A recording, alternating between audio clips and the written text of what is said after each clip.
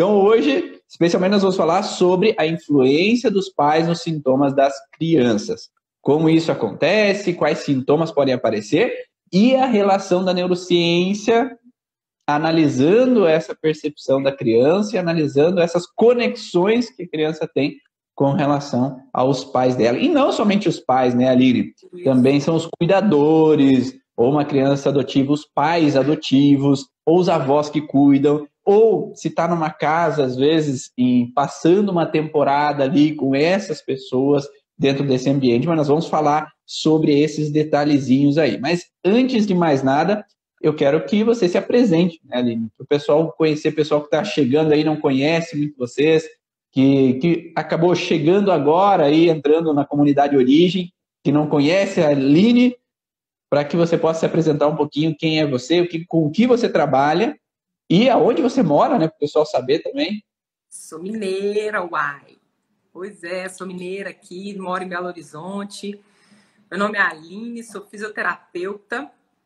Trabalho num pronto-socorro aqui de Belo Horizonte chamado João 23. Trabalho com urgência e emergência no trauma, né?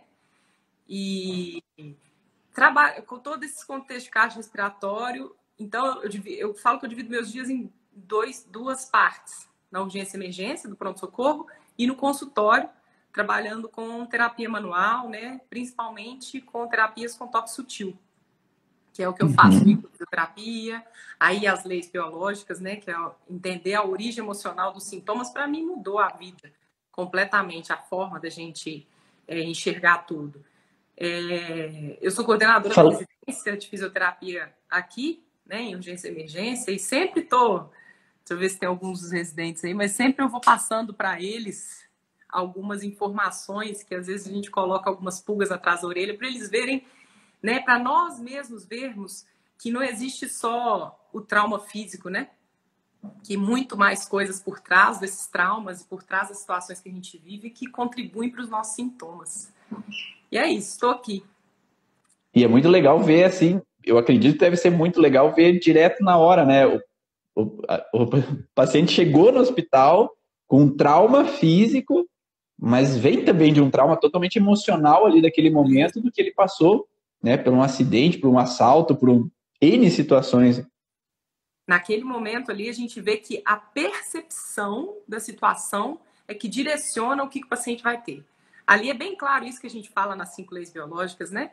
Então, a depender de como, por exemplo, não só o paciente, a percepção que o paciente tem, mas o acompanhante do paciente, eu vou perder o meu suporte, a pessoa que é tudo na minha vida, e aí ele desenvolve sintomas, né, relacionados aí à coluna lombar e tudo mais, enfim, a renal, né? Então, a gente observa muito isso. Mas ali não é o meu ambiente para trabalhar dessa forma, né? No consultório, a pessoa me procura para isso, aí a gente conversa. Apesar de dar muita vontade de sair. E me conta aí, como que você começou a ir para essa área das emoções, né? E como que você chegou até o curso Origens? Isso. Então, em 2000 eu trabalho desde 2011 nesse pronto-socorro, mas eu trabalho muito com trauma raquimedular. E aí eu via que os pacientes tinham muita dor neuropática e eu não sabia como tratar. Na verdade, eu fui olhando aquela dor neuropática e criando formas de tratar aquela dor. Observando, e eu testava e comecei a fazer igual para todos os pacientes e desenvolvi uma técnica de toque sutil para tratar essa dor, que chama alodinia. E o que é dor neuropática, só para o pessoal que não entende aí, para eles entenderem um pouquinho, e alodinia também. Isso, dor neuropática é uma dor que ela pode ser causada por uma injúria do sistema nervoso central ou periférico. Né? E aí uma lesão do sistema nervoso. É uma lesão, estou falando para residente não, né? Uma lesão do sistema nervoso central, né? Dos nervos. E causa uma dor, assim, muito chata de ser tratada, porque ela é bem difícil de ser tratada, ela tem pouca resposta, né? E aí, a alodinia é uma dor que é causada por... Ontem mesmo eu estava com um residente, um paciente que chegou por um acidente de trânsito, né? E ele estava segurando o volante, né? E aí sentiu dor nos braços, apesar de ter uma lesão cervical. Então, um dos testes que a gente faz é pegar o vento e bater, assim. O vento dói e ele sente muita dor, uma dor lacinante. E aí eu desenvolvi uma técnica, né, com métodos para poder tratar. Só que eu não sabia explicar muito bem essa técnica, né? E aí eu tive que começar a estudar toque sutil. Aí eu caí na microfisioterapia, empolguei com a microfisioterapia, achei maravilhoso e tal, e realmente comecei a fazer outras técnicas, tipo dermoneuromodulação, prática neurosensorial. Só que o que ligou todas essas técnicas foi conhecer a origem emocional dos sintomas, né? Que foi o curso Origens que eu fiz no início de 2020, que simplesmente mudou a forma de pensar, né? E de olhar o paciente. Então, e nesse tempo, eu fiz um mestrado para defender essa técnica, né? O artigo, se Deus quiser, vai ser publicado, né, com a técnica lá, explicando passo a passo dela, mas é isso. Aí, em 2018, defendi, né, na Neurociências, lá no UFMG, e desde então também não consigo não enxergar neurociência em tudo que eu faço. Também. Perfeito.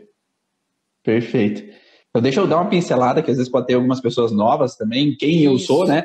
Meu nome é Ivan Bonaldo, sou fisioterapeuta de formação, 2016, 2017. Eu comecei a olhar que nem sempre o sintoma físico vinha só do físico, mas que tinham coisas emocionais que o paciente vivia que trazia essas dores. E desde 2007 comecei a estudar também essa relação e fundir com outras abordagens, com outras vivências dos sintomas que são vividos ali no dia a dia do paciente, no que ele passa emocionalmente, como também de situações que vinham de históricos lá de trás da infância dele, para juntar, conectar ao que o paciente estava vivendo e melhorar esse sintoma dele. E a partir de 2017 foi criado o curso Origens para divulgar cada vez mais essas informações da emoção afetando o sintoma físico e distribuindo, então, para profissionais da área da saúde e terapeutas também que têm o desejo de conhecer um pouco mais essa relação. Mas vamos lá ao padrão, né, da influência dos pais. Tem pessoas, Aline, que falam assim, quando a criança está com algum sintoma, não adianta a criança ir para o consultório porque o problema não é da criança, o problema geralmente é dos pais. Ou tem algumas pessoas que falam, o problema é sempre dos pais. Sempre, é sempre mesmo, Aline? Não, sempre. Geralmente a gente generalizar, a gente erra. Então, até quando a gente vai falar essa frase, geralmente generalizar, a gente erra. Também não pode generalizar, que generalizar a gente erra. Mas não, então assim, a criança é um ser individual, né? Ela tem as próprias percepções de mundo. Então, por isso, ela pode sim ter os traumas que são adquiridos na própria existência dela ali, né? Só que a gente sabe que os pais, né, o pai e o filho, a mãe e o filho, ela é uma unidade psicofísica, se a gente pode falar assim, né? O que é isso? A mente é uma unidade psicofísica. Por que a gente pode dizer isso? Porque eles têm uma mesma sintonia que a gente fala autonômica. Então, assim, o que é isso? Tem um tipo de sistema nervoso nosso que ele responde de uma forma que a gente não tem controle. Então, por exemplo, a reação de luta e fuga, né? Quando a gente vive um estresse, que a gente abre os olhão assim, ó, dilata a pupila, seca a boca, fica tenso, nossa, sabe? Esses tipos de situações, a gente não pensa para poder fazer isso, né? Então, isso é um controle que a gente fala que é autonômico. Então, quanto menor for a criança, maior vai ser essa sintonia autonômica entre pai e filho, né? Então, por isso que a gente fala que geralmente o que os pais e as mães estão percebendo, ou o que aquele ambiente que a criança está inserido por mais tempo, né? A família, os avós, né? O que eles estão percebendo, a criança percebe. Mas a gente já sabe quando fala assim, nossa, já vi que... Tenho certeza que deve ter um pai aí que já deve ter falado assim, ou uma mãe que deve ter falado, é só eu ter uma briga lá no trabalho, que eu chego em casa, meu menino tá virado do giraia, vamos falar assim. Tá atacado. Tá atacado, exatamente. Então, assim, a gente talvez não entenda o porquê que esse menino tá atacado, mas a gente sabe que ele tá atacado. Então, a gente percebe que tem essa sintonia, né? E o que a gente pergunta, o que a gente veio aqui para poder falar é assim, como que isso acontece? Né? Eu acho que o mais interessante é como que isso acontece, como que a neurociência vai falar, por que esse menino está captando isso que eu estou vendo aqui? Porque, primeiro, é um bebê. O que eu estou falando aqui, verbalmente falando, ele não está entendendo o conteúdo da minha frase, porque ele não tem uma maturação cortical para poder compreender racionalmente o que eu tô... rapidinho, meu áudio tá bom? Tá. Tá. Tá ok. É porque eu tô... Então, ele não tem essa maturidade cortical para compreender racionalmente o que eu estou falando. Mas a gente esquece que nós somos uma antena ambulante que emite e capta o tempo todo. Então, todo mundo está trocando informação sem, muitas das vezes, essa informação não chegar na nossa consciência. E aí, é que eu falei hoje de manhã, né? Toda quarta-feira a gente tem uma aula aí, quando faz o curso, não só as informações básicas do curso, mas essas informações que a gente tem nessas aulas ao vivo, nas quartas-feiras, são muito importantes. E aí, hoje de manhã, eu estava comentando, né? Que a gente tem as 3 amigas inseparáveis do nosso cérebro, né? Que é a minha amígdala cerebral, né?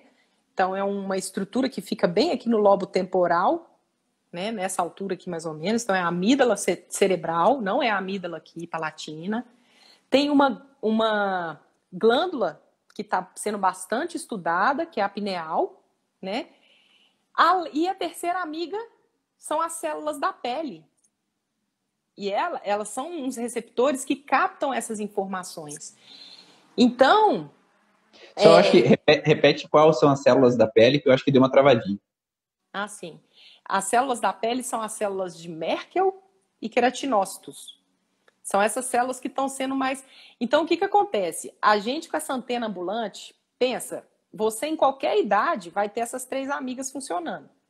A não ser que você arranque a sua amígdala, né? Que tem como a gente fazer cirurgia para retirar, mas, enfim, a não ser que você retire alguma dessas estruturas, ou nasça sem, por exemplo, sem células de Merkel. Onde estão essas células? Gente, na pele. Um corpo inteiro, basicamente no corpo inteiro. Então, o que acontece? Essas células, que é as células de Merkel e queratinócito, elas são captadores. Elas captam não só estímulos quando a gente encosta na pessoa, assim, não, sabe? Elas captam energia eletromagnética do local, onde que a pessoa está. E esse tipo de célula, ele é estudado em estudos que falam a respeito do reiki, por exemplo, terapias de reiki, terapias com acupuntura, terapias energéticas, né? Então, são essas células que são as nossas antenas. Então, ao invés de a gente nascer com as anteninhas, a gente nasce com a nossa antena adaptada na nossa pele, né? E essas células, elas conectam com o neurônio, que é o nosso nervo, né? Sabe quando a gente fala que os nervos estão à flor da pele? Estão mesmo, né? Então, captam com esse nervo e manda lá para o cérebro. Chega no cérebro, quem que vai chegar e pegar essa informação? A amígdala. E aí, a segunda amiguinha. Só vou contar essa história para a gente falar um pouquinho mais do sintoma, para entender um pouquinho como é que funciona dentro da cabeça, para a gente depois entender os sintomas, né, Ivan? Mas se você quiser, sim, perfeito. Se quiser pode interromper também. É só um detalhe. Como saber se nós temos células de Merkel?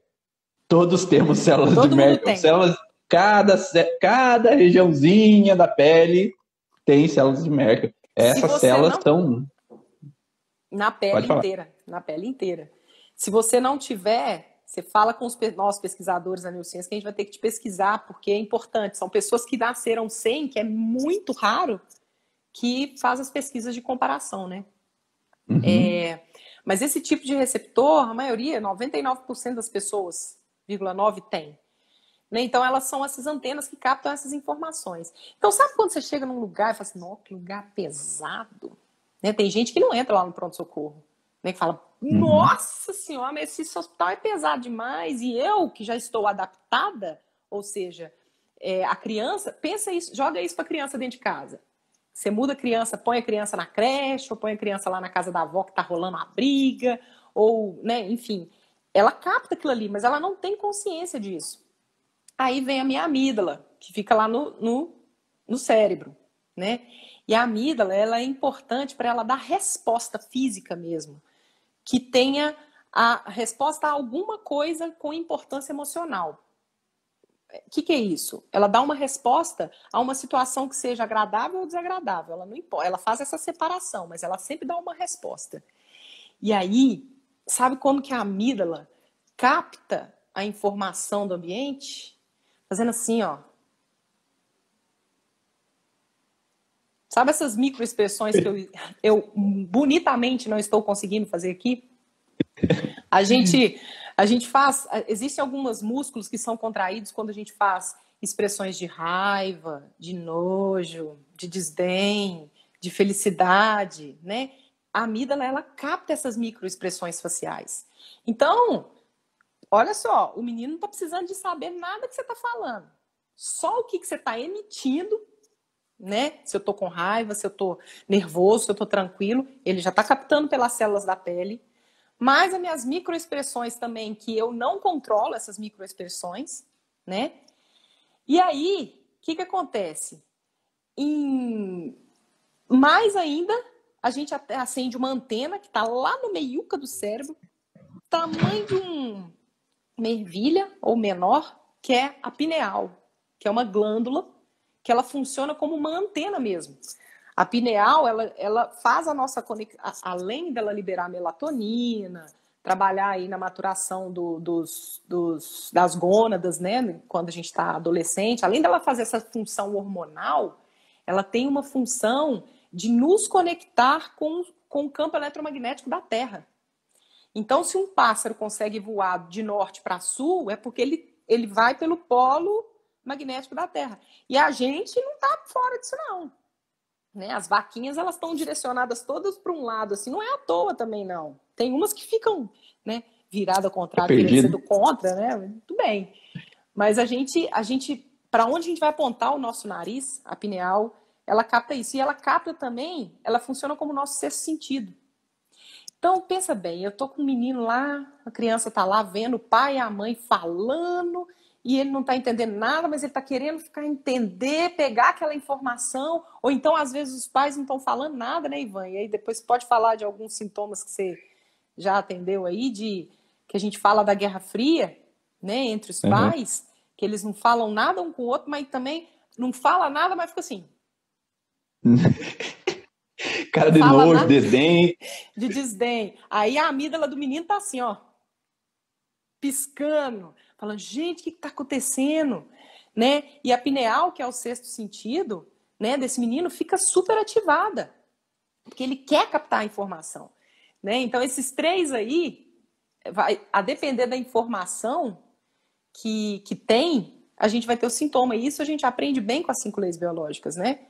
Então, a depender de como a gente tem uma percepção da situação, é que a gente vai ter os sintomas. Falei pra caçamba, né? Vocês estão conseguindo entender? Vamos falando, dando gente? Feedback aí, isso. Por favor. Ficou dá um feedback pra gente entender. Dá um coraçãozinho, ou coloca no chat aí se vocês estão conseguindo entender, para que a gente possa formular melhor essas informações, caso não estão conseguindo entender também, né? Mas eu acho que a Aline foi muito clara nessas informações.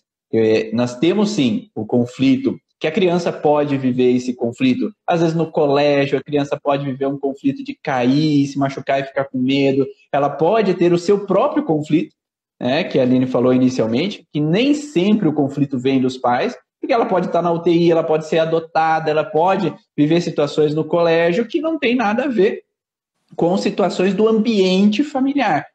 Mas nós temos também conflitos do ambiente, que a Aline falou muito bem, que essa amígdala cerebral, ela capta as expressões faciais dos pais. Microexpressões. Então, a pessoa fala assim, já sei, vou fazer botox, que aí o menino não vai pegar. A gente tem que estudar nos casos de botox, né? Mas assim, tem outras formas de se captar essa informação, né? Mas continue. Bora lá. Então, quando nós temos essa relação das microexpressões faciais, a criança, ela não precisa saber o que você está falando. Ela não precisa entender o que você está dizendo. Às vezes, sim, ela entende pela entonação da voz, né, Aline? Exatamente. Também essa entonação da voz. Eu tenho um exemplo aqui dentro de casa, né, que eu tenho o meu cunhado que tem síndrome de Down, Gustavo, que às vezes aparece aí nas aulas, né, e ele não tem a capacidade de compreender ele tem uma limitação cognitiva que ele não compreende o que a gente está falando, o conteúdo. Mas dependendo da forma como a gente fala, da intensidade, dependendo do movimento que eu faço, é um pouco mais brusco, ele fica bravo, ou às vezes ele fica muito bravo e começa a fazer ânsia de vômito, né? E Sim. às vezes eu falo com ele, vem, Gu, anda mais rápido, e ele não vai mais rápido e fica freando, né? Querendo resistir àquilo ali. Então, não precisa de ter essa cognição para poder responder, né? Perfeito.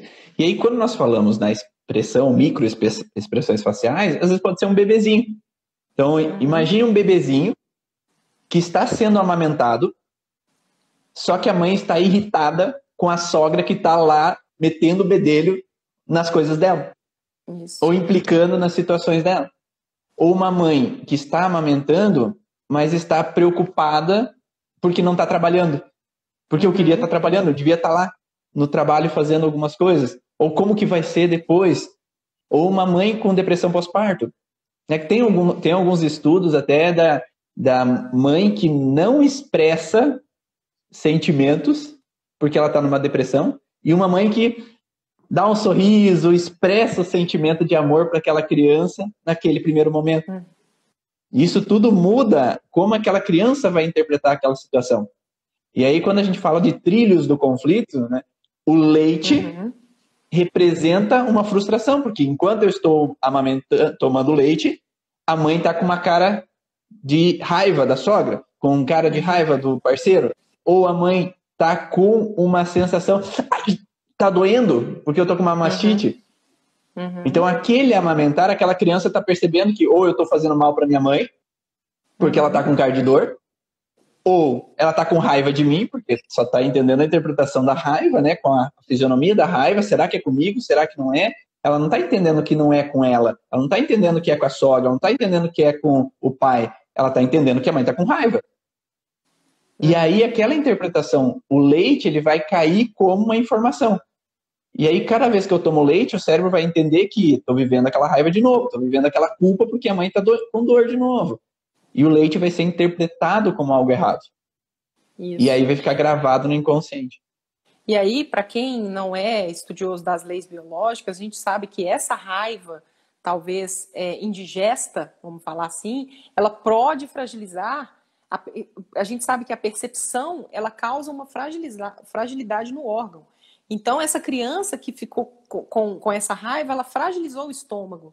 E aí, num determinado momento, esse menino vai e fica gorfando, né? E aí vem os sintomas. Então, é isso que... Às vezes a gente está falando aqui, já está achando que a pessoa já está entendendo, né, qual o sintoma que está pegando. Sim, mas nesse contexto, né, fragiliza o estômago da criança. E aí a criança fica com vômitos, refluxos. Exatamente. Ou até cólicas intestinais, né? Porque é uma sensação de algo que ela está interpretando daquele ambiente que não está legal. E aí perguntaram, se os bebês nascem e vão direto para a UTI, pode ter essas impressões aumentadas? Sim. Por quê? Porque se eu nasço e vou direto para o colo da mãe, então existe a chamada hora de ouro. Eu aprendi isso com a minha esposa, né? Minha esposa é doula, ela estuda muito essa parte do nascimento. E aí, quando a criança nasce e vai para o colo da mãe, ela saiu do ambiente que ela está há 9 meses segura, protegida, tranquila, acalentada, e de repente ela vai para o ambiente externo, aéreo, né, que é diferente daquele ambiente. Se é uma mudança, se essa mudança é encarada como tranquila, segura, porque ela está acalentada no colo da mãe durante essa hora de ouro, logo depois, tá? Tirou da barriga, vai para o colo da mãe, mas não é para o colo da mãe assim, a mãe amarrada lá e assim no colo da mãe. Não, é a mãe abraçada, pele a pele com a criança para sentir segura. Então, se ela está segura ali, ela relaxa. Está tudo tranquilo, está tudo sossegado. Ela está segura porque os meus protetores estão aqui me protegendo. Agora, se ela é arrancada por N motivos e levada para a UTI, levada para longe, mesmo num parto que ela não fica no colo da mãe, é levada para o pediatra avaliar, dar vacina, fazer testes em cima de testes e fica insegura longe do pai e da mãe, ela está no momento de tensão e preocupação. A amígdala está alerta. Então ela tem que estar ligada com tudo que está acontecendo ao redor. Então aquela criança ela já vai ter uma tendência de que se eu não tenho meus protetores ali comigo, eu tenho que estar alerta com tudo que está acontecendo. E aí cria uma hiperestimulação, né? Um alerta aumentado à situação que pode vir a acontecer. E sim, uma criança, então, que vai para UTI tem um aumento nesse processo. Eu não estou conseguindo ver não está rodando para mim aqui os comentários. Estou olhando aqui. Sim. E aí essas situações podem gerar esse alerta aumentado, sim, para uma criança que vai para UTI. Isso. E agora, se essa criança tem a percepção que ela perdeu o contato com a mãe, se essa percepção foi maior, a fragilidade ela vai vir em tecido diferente, que é o que a gente estuda, né? Ela já vai fragilizar principalmente epiderme, né? É aonde ela perdeu o contato, né? A gente tem quando a criança tem aquela alergia, como é que chama? Na boca? Oral? Tem um nome. Interna ou fora? Por fora aqui, que a criança fica... enfim... Mas as alergias, em geral, as alergias, elas têm essas conotações de perda de contato, né? Eu não tenho mais aquele contato pele a pele comigo. Ou eu tive um contato em determinada área que eu não queria ter tido aquele contato também, né? E a gente sabe que, assim, eu geralmente explico para as pessoas que vão conversar comigo que a gente tem como se fosse uma nuvem. Nuvem tipo um iCloud, sabe? De que as pessoas da nossa família, seja as pessoas que já morreram, né, e nós que estamos aqui vivos, o tempo todo eles fazem uploads, né, mandam informações de situações em que eu tomei algumas direções, tomei algumas opiniões ou opções que foram boas para a minha sobrevivência. Mas isso a gente faz de uma forma inconsciente. Então, eu mando esses uploads lá para a nuvem. E aí, quando a gente vai nascer, né, que a gente está na nossa gestação, a gente fala assim, bem de uma forma lúdica, né? Deixa eu ver qual o download que eu vou fazer aqui nessa nuvem e vou colocar lá no meu DNA. Deixa eu ver aqui. Tá. Eu vou fazer diversos downloads. E esses downloads de informações, eles estão no nosso DNA. Né? Então, a gente estuda nas 5 leis biológicas que a gente precisa, às vezes, de passar por uma situação com um alto grau emocional, né, que pega a gente desprevenido, para poder gerar o que a gente chama de DHS. Mas, às vezes, quando a pessoa já tem aquela informação no DNA, e aí eu simplesmente... Aí vamos supor que essa informação foi mandada lá pelo meu bisavô materno, sei lá. Meu bisavô mandou uma informação de que é o seguinte, toda vez que você ouvir um barulho de sirene, você fica atento. Por quê? Porque o barulho de sirene aqui foi quando rompeu a barragem de Brumadinho e a gente perdeu tudo. Então, você já faz o download dessa informação. Barulho de sirene é igual a perigo, alerta, vou perder tudo, vou ficar sem nada. E aí nasce a criança, né? E a gente nasce... E aí, tá no hospital, a primeira coisa que ela ouve é um barulho de sirene. Pô, se você for pensar, isso não tem uma alta carga emocional. Mas era aquele alerta que precisava, que a gente chama do trilho do conflito, para poder ativar todo o sistema, o programa especial de sobrevivência nessa criança. Então... essas informações, hoje eles estudando, eles viram que as informações transgeracionais, elas são passadas, sim, de geração para geração, né? E eles estudaram muito os sobreviventes do Holocausto, né? Sobre esses pacientes que foram refugiados ou foram submetidos a torturas. E aí eles viram que esses pacientes poderiam, se eles vivessem situações parecida com o que os ancestrais viveram, eles poderiam desenvolver transtornos psiquiátricos, mentais, depressão, né? A síndrome do estresse, do transtorno do estresse pós-traumático, né? Transtorno pós-traumático. Então, essa informação, hoje a neurociência já fala que sim, ela pode ser passada de geração para geração. E aí a gente fala assim, nossa, mas eu já vivi tanto trauma. Às vezes, eu mesmo fui atender uma mãe e eu falei com ela assim, olha, não se sinta culpada não, isso, né? Porque a gente fala, ó, o meu menino não teve a hora de ouro, né? E aí como é que eu faço? Eu vou me sentir culpada porque eu não fiz o que todo mundo deveria fazer, enfim. E não é isso, né? A gente passa assim os traumas, mas os traumas, entre aspas, as situações que a gente viveu, mas no sentido para assim, se o menino não pensar em nada, ele vai sobreviver àquilo ali. Né? Então é para a nossa sobrevivência que a gente faz o download dessas informações. E aí, o que os pais têm que falar para a criança? Falar. Porque se a gente ficar só no silêncio, não falar nada, a criança ela vai se sentir insegura, ela vai ficar se sentindo impotente, vai ficar se sentindo com uma confusão. Por quê? Porque ela está captando inconscientemente um tipo de energia, vamos falar assim, e ela não está entendendo. E aí ela começa a ficar insegura. E aí sim, eles viram nesse estudo que essas crianças que os pais não falavam sobre o trauma, não precisa ser trauma. Agora deu uma travadinha. Peraí.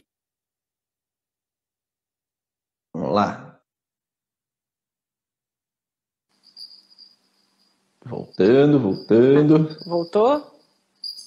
Voltou? Aham. Você tá no ar. Tô no ar? Eu não sei nem onde que eu parei, que vocês pararam de me ouvir, então. Que a criança percebe ali a situação. Sim. Então a criança ela vai ficar assim, eu tô percebendo uma coisa, sentindo, meus órgãos límbicos estão percebendo uma coisa, mas tá emitindo outra, sabe? Não tem essa coerência. Então a criança ela tem um sentimento de insegurança, de confusão, de impotência, e isso eles viram que é propício para o desenvolvimento de transtornos mentais nesses filhos, né, netos que eram lá sobreviventes de trauma. Então pensa assim, eu não preciso passar por uma guerra para isso tudo. Traz para a nossa realidade. Eu não quero falar com meu filho porque eu acho que ele não entende. E não é isso, né? Não é que eu não vou falar com nada que ele não vai entender. Não, eu preciso de falar.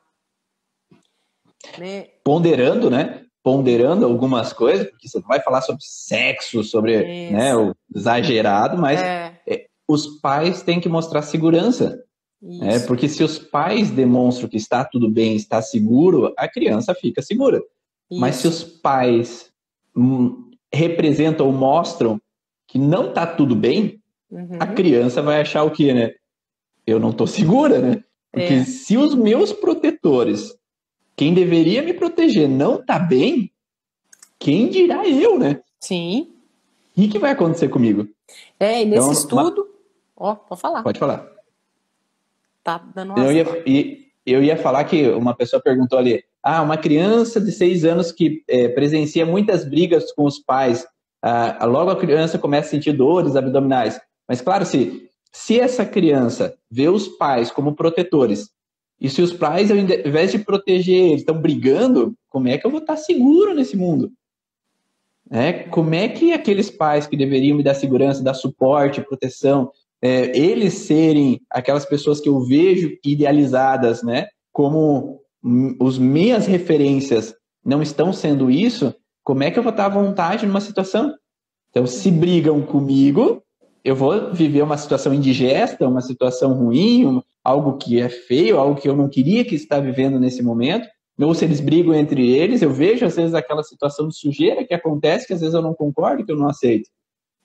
E aí acaba trazendo...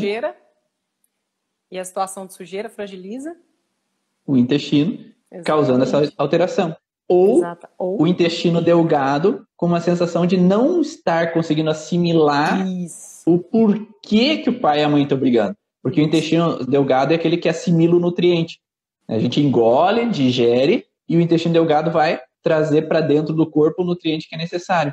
Exatamente. E por isso que ele serve para assimilar. Mas se eu não consigo assimilar o que está acontecendo no ambiente, não consigo entender por que o pai e a mãe não estão bem, por que eles se desentendem, por que eles provocam esses desentendimentos sem me dar essa proteção, aí esse intestino delgado acaba fragilizando e causando alteração. Isso. E as 5 leis biológicas, elas mostram assim, qual que é a função, por exemplo, de um estômago? O estômago é a gente pegar aquele pedaço de comida que a gente engoliu, né, e quebrar ela em pedaços menores, né? Mas pensa bem, ontem mesmo estava conversando sobre isso com um paciente. Se eu tô com uma situação, não necessariamente que eu comi um boi, né? A gente não consegue comer um boi inteiro, mas vamos supor que eu engoli um sapo bem grandão. E esse sapo, ele tá ocupando um bom espaço no meu estômago, né? Eu tô tendo trabalho para digerir. E aí, vamos supor que a mãe viveu isso durante a gestação inteira. Comeu o sapo, engoliu o sapo, guardou, e assim, é uma situação de uma raiva indigesta, que não dá para digerir mesmo. E aí, a criança vem e não consegue alimentar em grandes volumes, por exemplo, grande quantidade. A gente pode, nesse caso, o fato da mãe estar vivendo uma situação ou ter vivido uma situação indigesta, difícil de digerir durante a gravidez, faz com que a criança possa não querer colocar mais nada para dentro. Por quê? Porque eu já estou cheia, né? Eu não consigo digerir. Né? Então, só para a gente entender que cada órgão, igual o Ivan falou sobre o intestino delgado, ele tem essa função de fazer assim, depois que eu fiz a digestão, eu vou ver o que é bom para mim e o que eu vou deixar virar M, né? Ah, deixa eu ver, dessa situação que está aqui, deixa eu ver o que é bom para mim. Não, isso aqui vai ser legal, ou seja, eu vou assimilar aquilo ali que é bom para mim, e o que não é bom eu vou deixar correr, né? Então, se essa criança está sentindo que ela não está conseguindo assimilar o que é bom para ela, será que eu fico aqui? O que é bom para mim? O que eu vou tirar de bom dessa situação para mim tudo? Eu vou fragilizar o intestino delgado, né? E aí eu vi uma pergunta aí, eu não sei se travou, mas enfim, eu vi uma pergunta de como que a gente faz essa comunicação, né? E lá nesse estudo que eu estava lendo sobre transgeracional do silêncio, você falou muito bem também. Eu não posso sair simplesmente comunicando com o meu filho de uma forma não modulada, né? De uma comunicação intensa. Por quê? Porque eles viram também que esse tipo de comunicação, que não respeita a prontidão psicológica da criança, a prontidão cognitiva da criança, também favorece a transtornos psiquiátricos e mentais vindos lá transgeracional. E aí? Aí eles viram também o seguinte, já sei, vou mentir pro meu filho. Eu vou falar que tá tudo bem, mas por dentro tá assim, uma bagunça. Lá no, isso tu tá falando, eu traduzindo para vocês aqui o que tá lá publicado. E eles viram também que, se a história contada não tiver coerência com a história vivida, não adianta. E é o que a gente fala, né, Ivan, nas aulas, sobre quando a gente vai fazer o sleep talk, né, que é conversar com a criança no sono REM. Não adianta nada eu falar, olha, filho, tá tudo bem, né? E por dentro eu tô, não tá nada. Não tá legal, né? Ele capta a informação de que não tá nada, porque é a verdade, né? E o mais legal é quando a gente vai perguntar no corpo, que é a cinesiologia, né? Que o pessoal viu uma pergunta ali, Aline, a microfisioterapia trata, sei lá como que a gente trata. A gente pergunta pro corpo, gente, o corpo enrijece mesmo quando a gente tá falando a verdade, quando a gente tá sendo coerente, né? Então, entre aquilo que eu falo e aquilo que eu sinto, que a gente hoje fala também coerência cardíaca, né? Aquilo que eu sinto e aquilo que eu falo, se tá coerente, o corpo responde. Agora, quando não tá coerente, ele fica, não responde. Né? Então, uma forma que eu tenho é, respeitando, obviamente, o estado cognitivo, né, da criança, como que ela vai ouvir, como que ela vai compreender aquilo ali, eu ser coerente. Eu não estou me sentindo bem, eu vou falar de uma forma palatável para a criança que eu não estou passando por problemas no trabalho, o problema não é contigo, né? Deixar claro para ela, né? Quer complementar, Ivan? E ninguém melhor que os pais para mostrar segurança para os filhos. Então, no terapeuta, não precisa o terapeuta ir lá falar, não, teus pais vão ficar bem. quem melhor do que falar do que os pais? Porque a gente fala do sleep talking, né, que é uma forma, né, o falar no sono REM para a criança durante a noite, explicar para ela o que está acontecendo, o que houve, quais foram os padrões que estão acontecendo no relacionamento, ou que o pai está estressado com o trabalho, ou a mãe viveu alguma coisa com a família, ou vice-versa, né? A mãe viveu no trabalho, o pai viveu alguma coisa na família. E aí, quando eu vejo assim, que o pai ou a mãe falam, o papai e a mamãe estão brigando, estão se desentendendo, e às vezes se a criança é maior, às vezes dá para conversar com ela. Mas se a criança é pequena, às vezes nem sempre vale a pena conversar diretamente com ela. Às vezes a gente fala do sono REM. E aí, quando o sono REM significa o quê? O sono profundo. Quando a criança, depois de uns 30, 40 minutos está dormindo, ela está no sono pesado, ela tem um movimento dos olhos, como se fosse um movimento do sono, nos sonhos, ela já está no sono pesado. E aí você começa a conversar com ela. E aí, nesse sono REM, a criança está no inconsciente, ela vai ativar diretamente esse inconsciente e você vai falar essas informações do que está acontecendo. Só que quando o pai e a mãe falam assim, o pai e a mãe não estão bem, o pai e a mãe estão se desentendendo, mas vai ficar tudo bem, a gente vai se entender. Se o pai e a mãe falam assim, tá tudo bem, a gente vai se entender, mas eu quero me separar, a gente vai se entender, mas eu quero quebrar pau pela outra pessoa, não é verdade. Não é coerente. Então, não é coerente.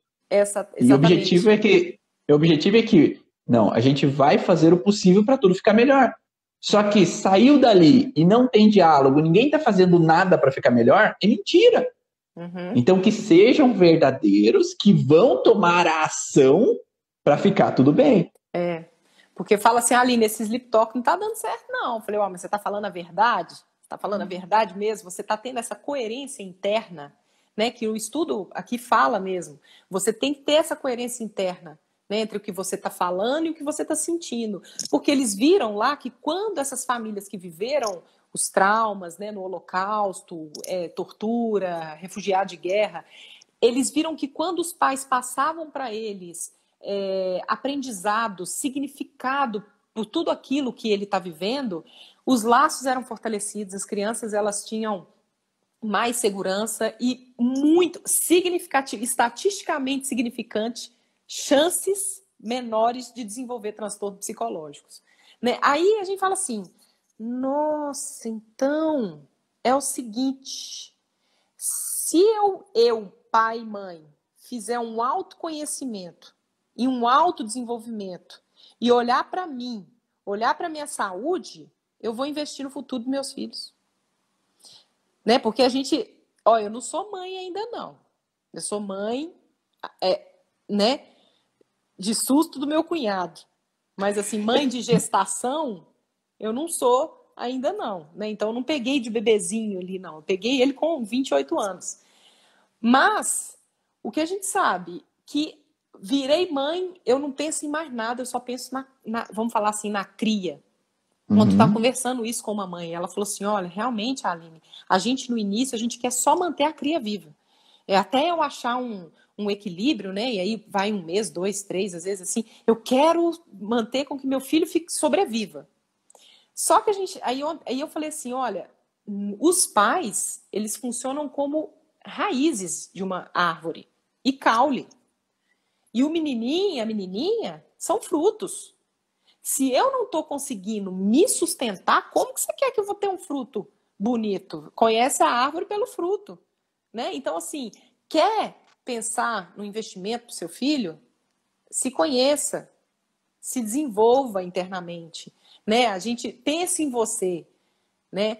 E assim, eu falo, né, Ivan? Uma vez você comentou que vocês, olhando para vocês, os seus filhos têm muito menos sintomas, né? Se você quiser falar.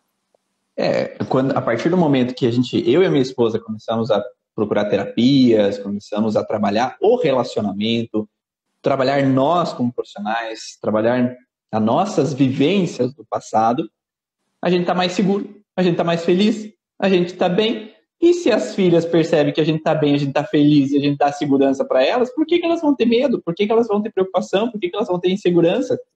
Elas não vão replicar, elas olham o espelho, né? Se a gente é um espelho bom, a gente é uma referência boa, elas vão continuar aquele mesmo processo. Se nós geramos uma referência não boa, como é que ela... Tem os pais que falam assim, né? Eu atendo crianças carentes e uma das reclamações é assim, elas falam muito palavrão. E elas aprendem da onde? Aonde que elas veem isso? Porque ninguém fala se não vê em algum lugar.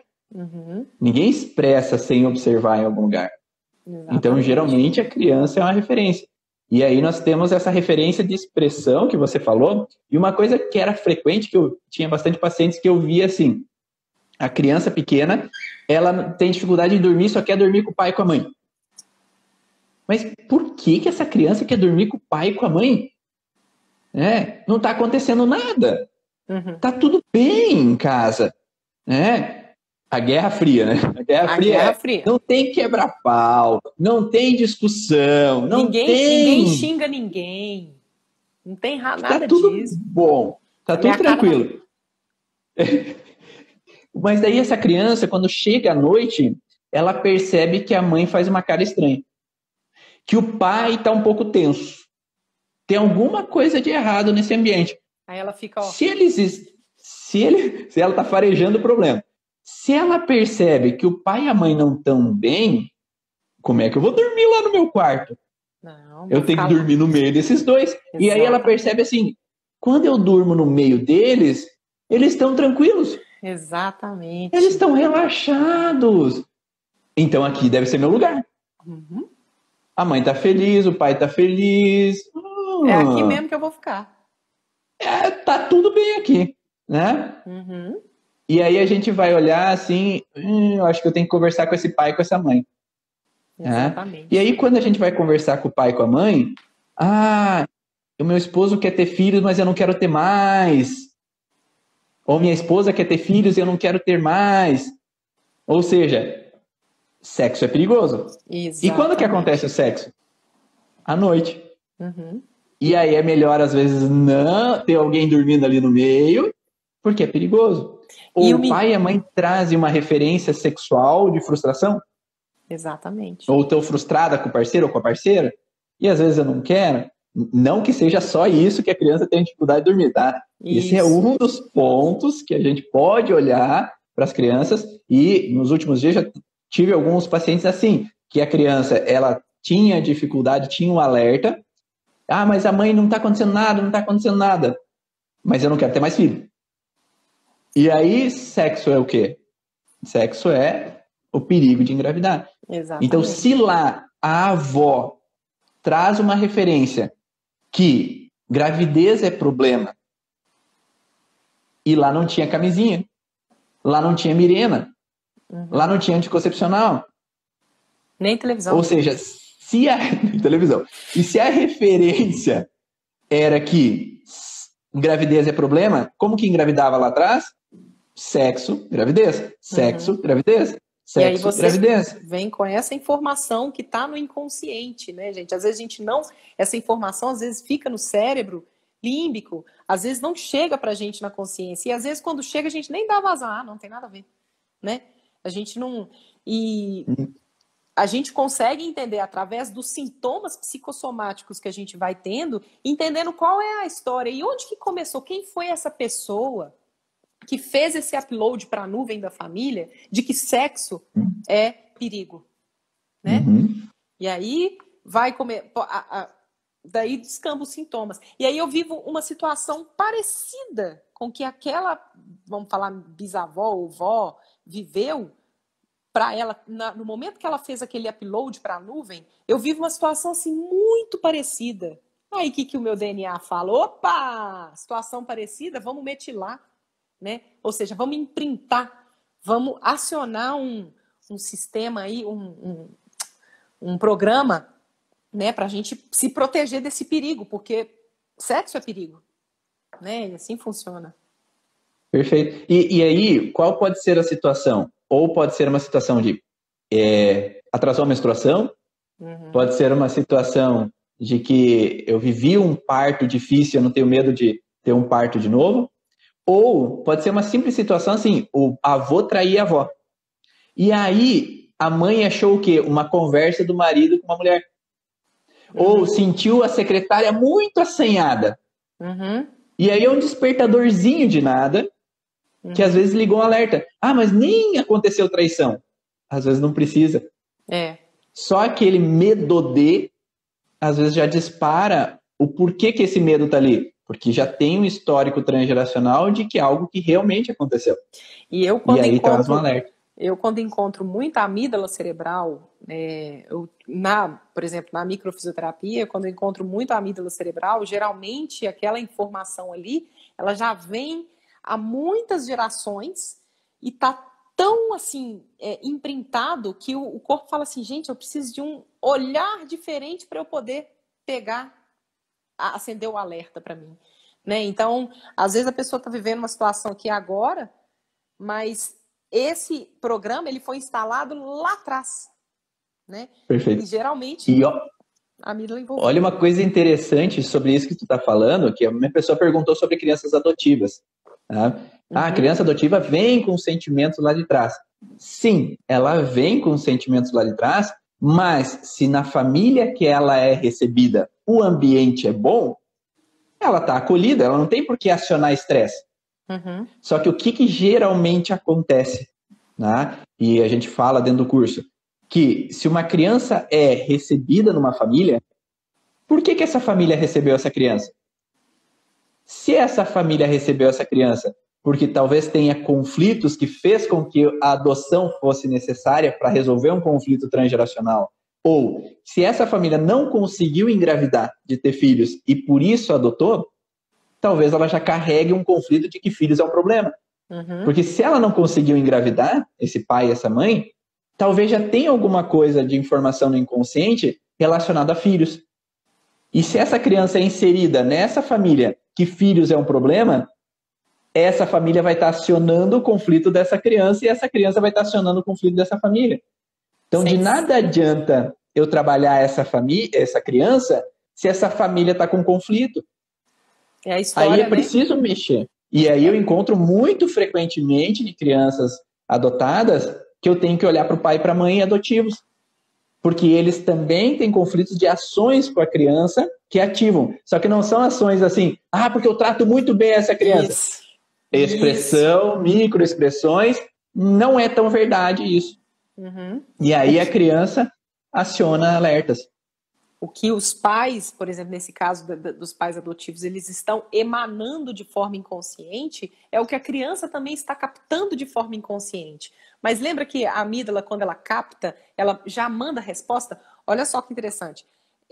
O receptor, ele pega a informação, né, as células de Merkel, né, eles captam a informação no ar, manda lá para a amígdala manda para o tálamo, que é como se fosse o porteiro do cérebro, que fala assim, você vai para lá informação, você vai lá para o occipital, você vai para o parietal, né? Então, vai para o tálamo, do tálamo vai para a amígdala. Da hora que chega na amígdala, isso, gente, demora 90 milissegundos. 90. Tum! E aí eu já tenho uma resposta física, com 1.200 neurotransmissores, assim, na minha corrente sanguínea. Bum! Uma chuva de neurotransmissores. E aí eu já tenho uma resposta física. Aí, para eu ter consciência, a amígdala leva 400 milissegundos para poder mandar essa informação daqui até o córtex, para eu ter consciência. Ou seja, antes de eu ter consciência, eu já captei informação, já dei uma resposta no meu corpo, já fiz um tanto de microexpressões e várias respostas motoras que já foram captadas pelo meu filho e eu ainda nem tive consciência disso. Olha só. Perfeito. Então, mais uma vez, bato na tecla de que o autoconhecimento, não só o autoconhecimento, viu, gente? Mas o autodesenvolvimento dos pais é o melhor investimento para o futuro dos filhos. E eu peço às pessoas que me lembrem disso quando eu tiver os meus. Pode deixar. É verdade, porque isso é um processo, né? Isso é um processo, todo dia a gente está aprendendo uma coisa nova, né? E de que quando a gente está bem, a família está bem também. Perfeito. Deixa eu ver se tem alguma outra questão. Até quarta geração? Não, é infinitas gerações. Ih, meu filho, infinita. Sabe por quê, gente? Essa nuvem, esse iCloud aí, ele independe do espaço e do tempo. Ele existe, ele é. Né, que a gente chama de campo, eu não vou nem começar a entrar demais não, mas que é o campo morfogenético. Ele existe. Ele independe do tempo e do espaço. Então, eu posso mandar fazer uploads hoje e fazer downloads hoje, e eu tenho repercussão tanto nos ancestrais, quanto em quem está agora, e quanto em quem vai vir. Né? Então, independe isso. Perfeito. Perguntaram sobre aquela criança que vai para a UTI, se separa, que tipo de sintomas pode desencadear? Pode desencadear diferentes sintomas devido à percepção. Se a percepção for de separação, nós estamos falando de perder o contato. Se ela perdeu o contato na pele, a frustração foi perder o contato, ela tem uma alergia de pele. Né? Então, essa é a base do contexto de separação. Agora, se ela sentiu, farejou um problema, que estava possível um medo frontal, com farejar um problema, ela pode ter rinite com relação àquela situação. Ou tem aquela alergia a látex, né? Crianças que vão para a UTI, ficam muito tempo com pronga nasal, acesso venoso, né? Então é um contato indesejado, que eu não queria estar ali, eu não queria estar aquela pronguinha nasal que está aqui no meu, está me incomodando, tal.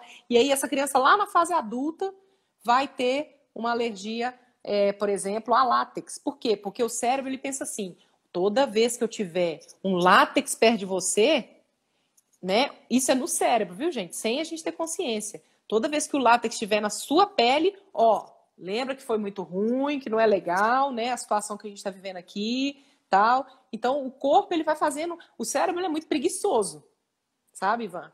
Ele gosta de fazer associações, porque é mais rápido para ele. Ele não precisa ficar pensando. Então, se eu falei assim, eu associei esse estresse que eu estou vivendo, essa frustração ao látex, então toda vez que eu ver látex é igual a frustração, rapidinho eu dou a resposta. Né? Perfeito. Okay? Próxima turma vai ser domingo. Começa a próxima turma do curso Origem, para quem perguntou. Né? Teve uma pergunta ali de pessoas que... 2 filhos criados pela mesma família, porque são tão diferentes. Né? Perfeito, isso aí. Primeiro que são indivíduos diferentes, com histórias diferentes. E do ponto de vista das leis biológicas, a gente tem que ver as percepções. Sabe o que a gente vê lá no pronto-socorro? Que é o seguinte: chega um helicóptero, aí o helicóptero vem... e é um caso muito grave, um queimado 90%, tal, e chega a família, por exemplo. Queimado, assim, um grande queimado, por exemplo. E que a gente vê que, dependendo da superfície corporal queimada, você tem a probabilidade de sobrevivida. Né? Uma grande superfície corporal, você tem menor. E aí eu vi uma vez que o acompanhante, ele não tinha nenhum sentimento por aquela pessoa.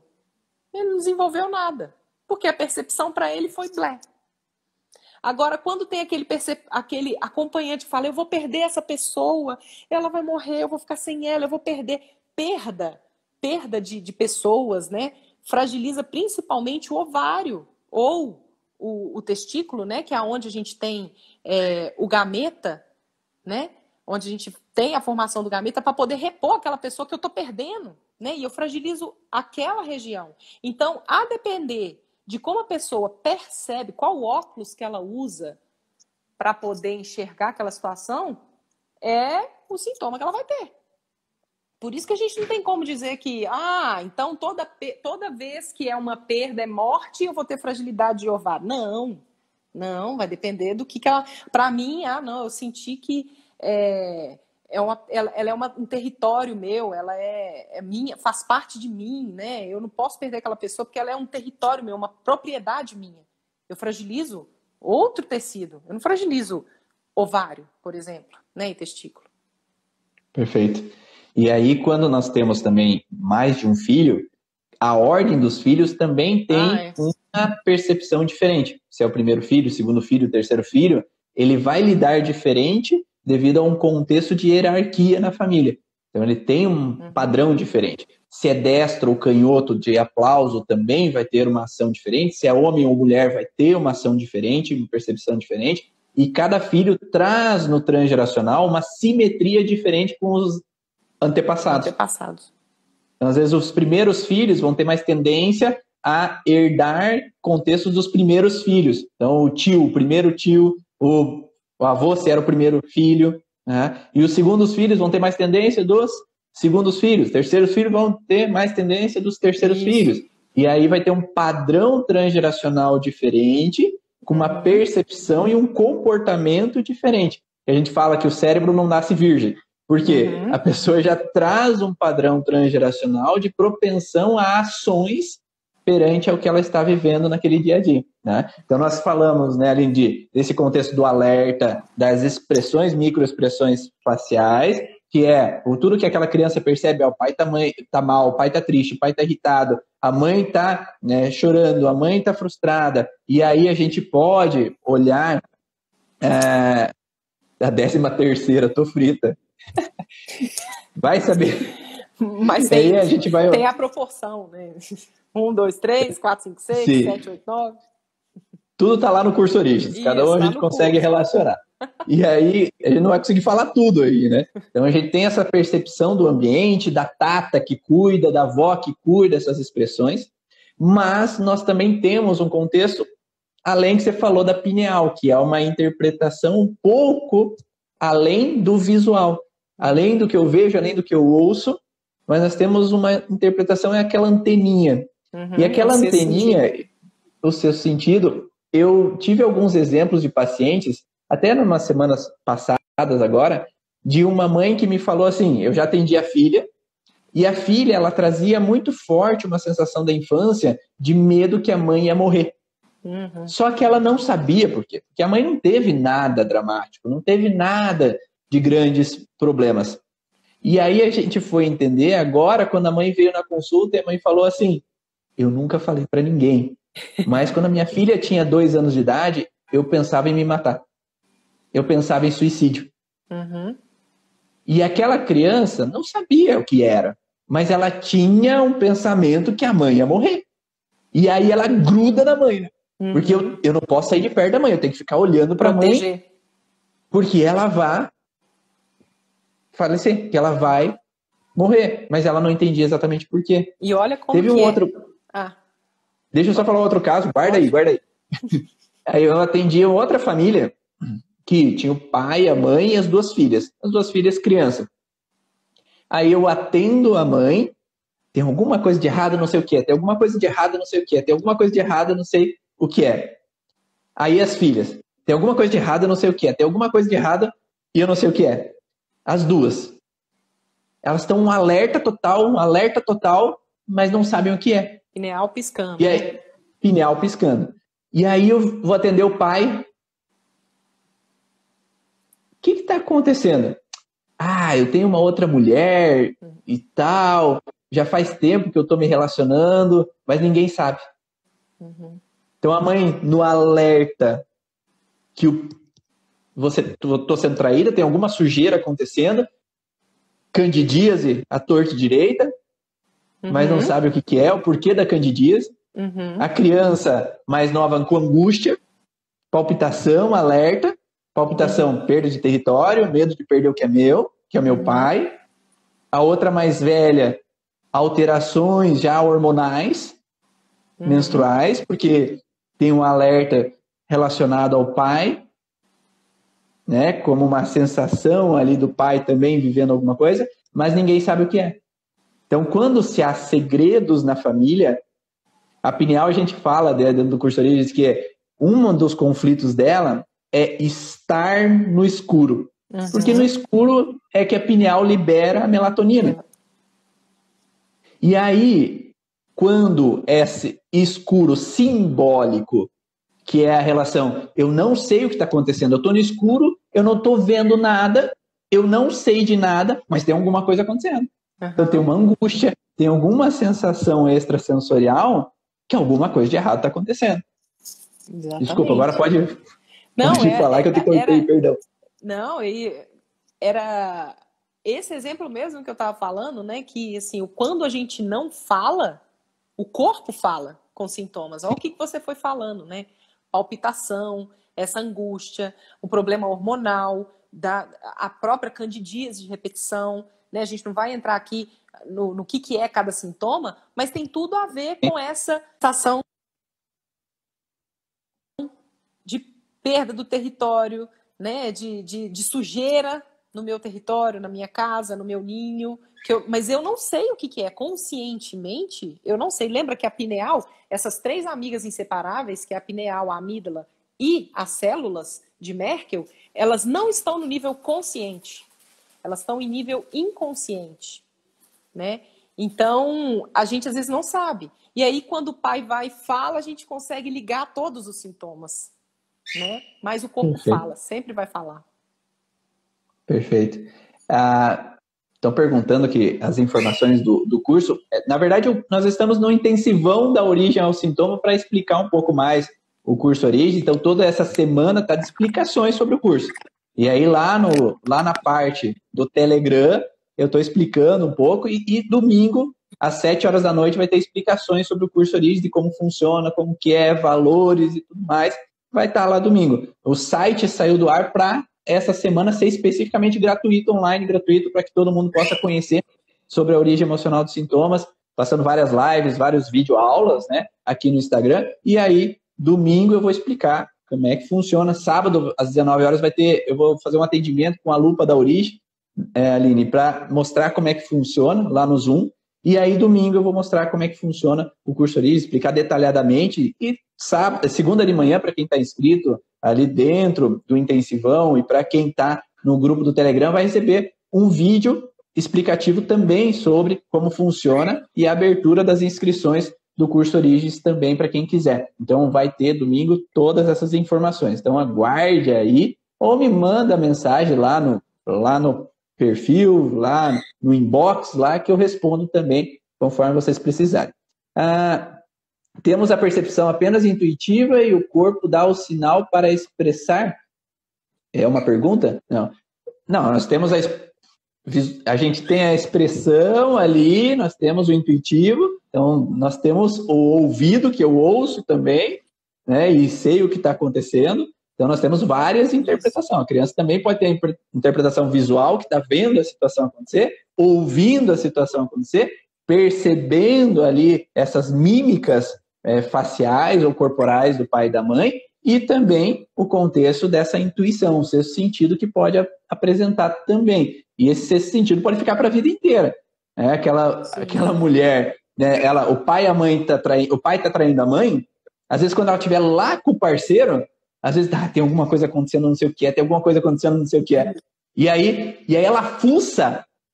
Quantas pacientes assim eu já tive? E ela começa a fuçar e descobre, né, no celular, descobre no Facebook, descobre alguma coisa. Mas ela já estava sentindo aquela bateção de intuição. Não sei porquê, mas eu tô sentindo.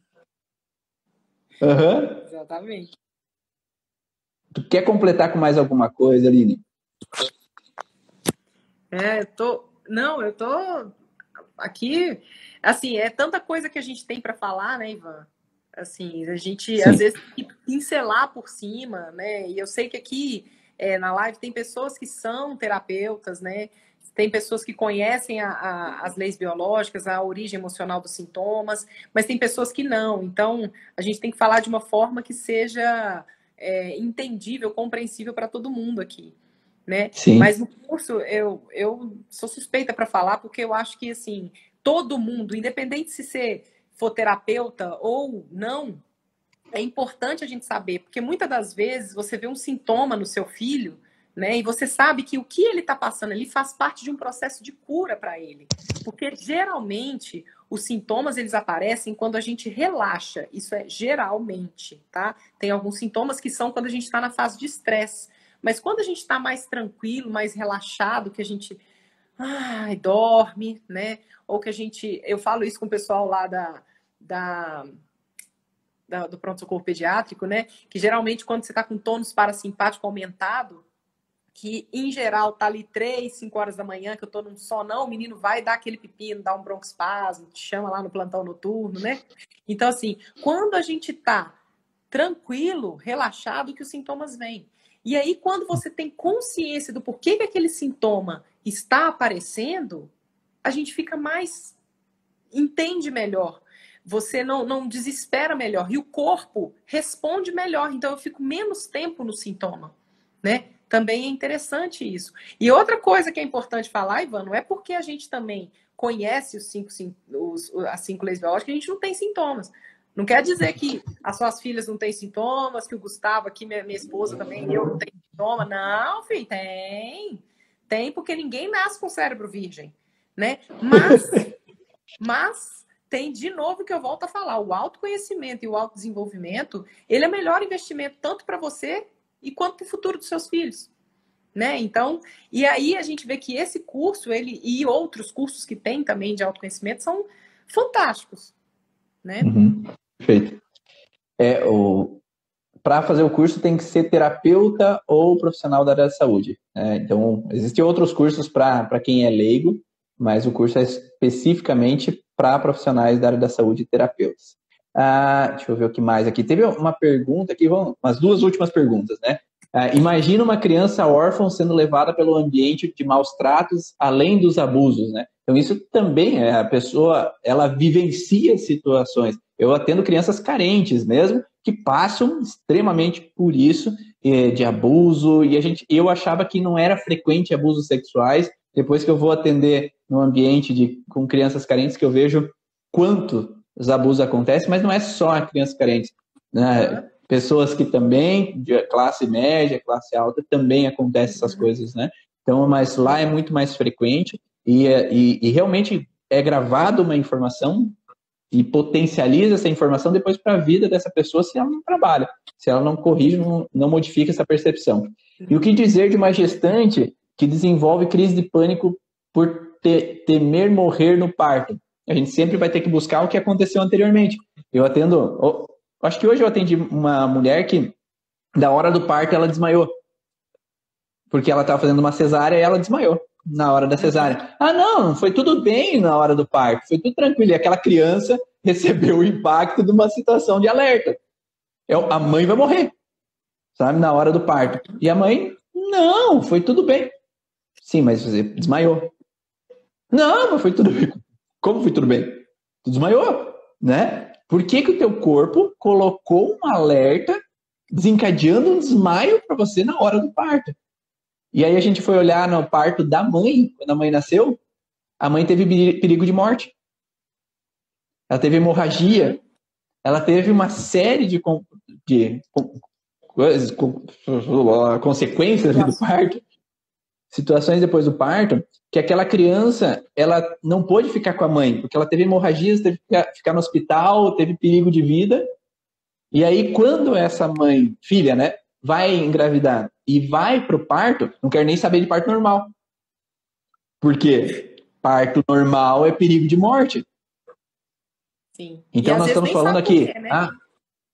E às vezes não sabe por quê, nem toma consciência do porquê. Não. E aí, ela tem o primeiro filho, desmaiou ali no parto, e aí, será que ela quer engravidar de novo?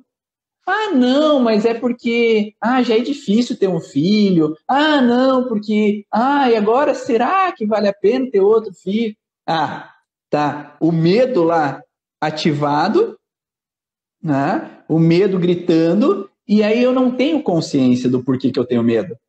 Eu só começo a deduzir, criar hipóteses na minha cabeça do porquê que pode ser que eu não quero ter filhos. Daí, porque já ter um filho já é problema. Se segura nas desculpas, né? E aí fala assim, não, eu prefiro não olhar para dentro, não. Deixa eu inventar aqui que é melhor. E aí fica por isso mesmo, vão ficar raso, né? Sim. E a última dúvida, né, da Eliana. A idade do trauma da infância. Quando vamos trabalhar o adulto, precisamos trabalhar o momento da criança ou do adulto? Depende aonde que você quer chegar. Se você quer chegar o vídeo aula de hoje, do intensivão, nós falamos do pré-programante, programante e desencadeador. Se você quer chegar no desencadeador, que é o que ele viveu na vida adulta, você está chegando na última situação que ele viveu que trouxe aquele sintoma. Só que se ele tem um programa anterior, cada vez que ele viveu uma situação parecida com aquele programa, vai voltar o sintoma. Isso. Então, quanto mais longe eu chego, quanto mais na origem eu chego do problema, mais eu evito que ele repita o processo. E se eu consigo chegar no transgeracional, como nessa mulher que a mãe teve perigo de morrer no parto, eu vou conseguir trabalhar mais lá na base do processo do que aconteceu. Então, quanto mais longe eu vou, mais eu consigo modificar a percepção.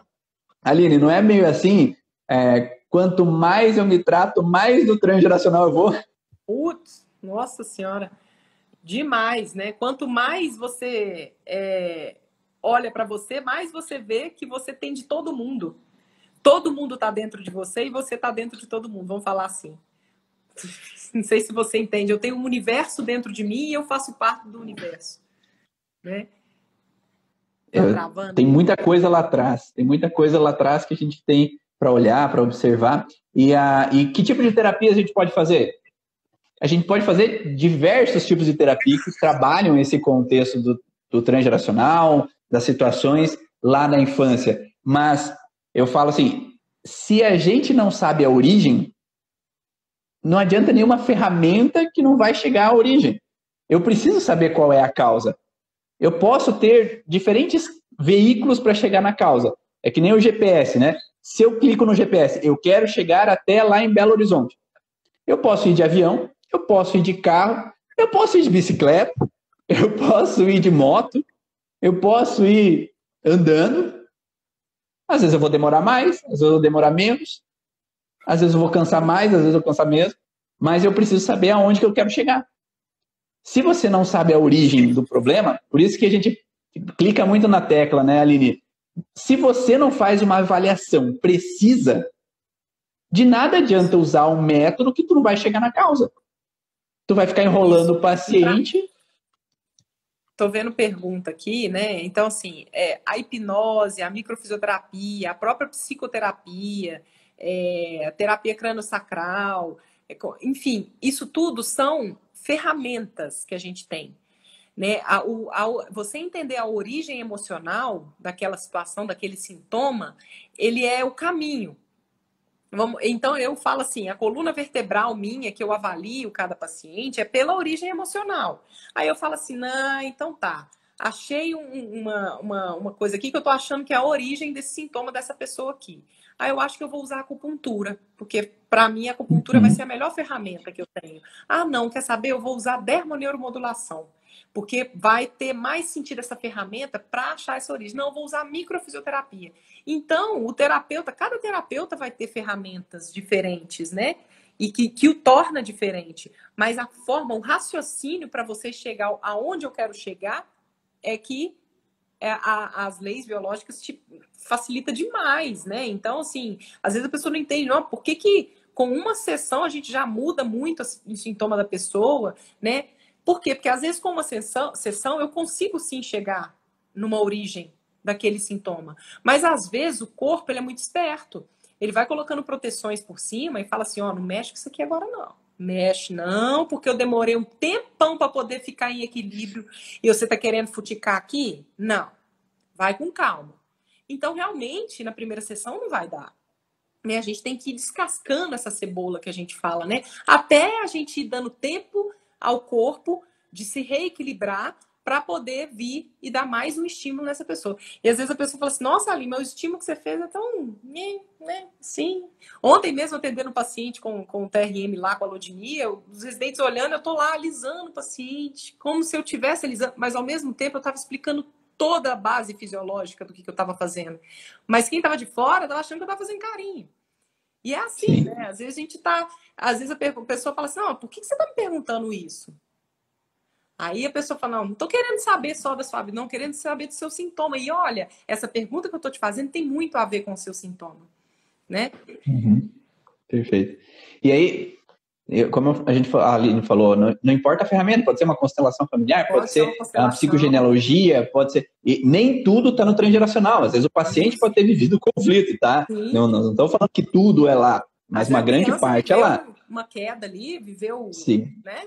Enfim. E para tratar o transgeracional, não existe só a constelação, tá, pessoal? Existem inúmeras outras técnicas que trabalham o transgeracional. E aí, pode ser com a microfisioterapia, pode ser com a constelação, pode ser com uma meditação, pode ser com uma hipnose, né? Pode ser, né? Dentro do curso ali a gente tem algumas ferramentas para trabalhar o transgeracional. Então, existem várias maneiras para trabalhar esse processo, para modificar essa percepção e ajudar o paciente a sair daquela situação, daquele sintoma, tá?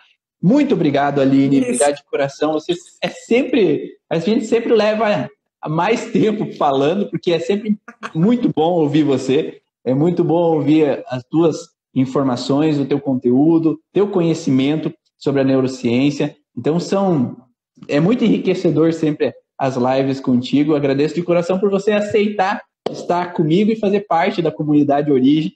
E lá dentro do curso sempre a gente desenvolver grandes discussões para sempre auxiliar uns aos outros a crescer. É porque eu falo que quando a gente senta numa mesa e só a gente que fala, é ruim porque a gente não cresce. Quando a gente senta numa mesa que tem várias pessoas que discutem e falam, todos nós crescemos juntos. E é isso a comunidade Origem, esse é o objetivo. Então, obrigado de coração aí por aceitar estar junto com a gente. Obrigada a você pela confiança. Eu sempre falo isso, né? Pela oportunidade e de deixar acontecer essa troca aqui, né? De forma leve. A situação aqui para essa internet estar funcionando tá meio caótica, né? Por isso que eu tô toda hora movimentando aqui.